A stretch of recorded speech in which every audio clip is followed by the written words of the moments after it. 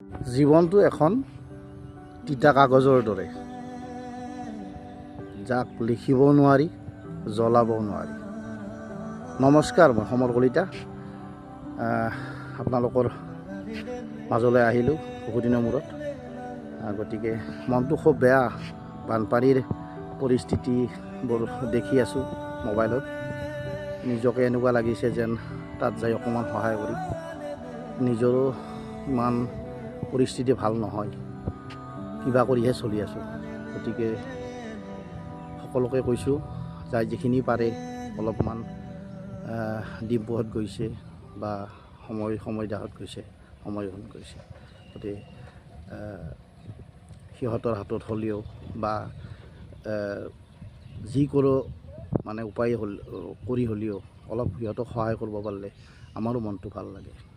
আৰু মামাকো কৈছোঁ, চৰকাৰকো কৈছোঁ, সিহঁতৰ অৱস্থা যথেষ্ট বেয়া। আপোনালোকে অতি সোনকালে গৈ যেনেকৈ পাৰে অকণমান সহায় কৰিলে মানুহবিলাকৰ উদ্ধাৰ হ'ব। দেখি নিজকে মই মানে সঁচাই দুখ লগা পৰিৱেশ এটা। কেনেকুৱা পৰিৱেশ, অকস্মাত কেনেকুৱা কি হৈছে, মানুহবিলাক মৰিছে।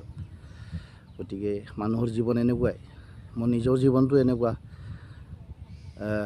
এখন উকা কাগজৰ দৰে, মানে উকা কাগজ নহয়, জিকা কাগজৰ দৰে, যাক জ্বলাবও নোৱাৰি আৰু লিখিব নোৱাৰি। ধন্যবাদ। ভিডিঅ'টো অলপ শ্বেয়াৰ কৰিব, যিমান পাৰে সিমান শ্বেয়াৰ কৰিব আৰু কমেণ্টবোৰ জনাব কি কৰিলে ভাল হয়, কেনেকুৱা কৰিলে ভাল হয়। গতিকে ভিডিঅ'টো স্কিপ নকৰিব, অকণমান চাব। আপোনালোকে চাই উঠি কমেণ্টবোৰ কৰিব আৰু কি কৰিলে ভাল হয়, কেনেকুৱা কৰিলে ভাল হয় ক'ব। ধন্যবাদ।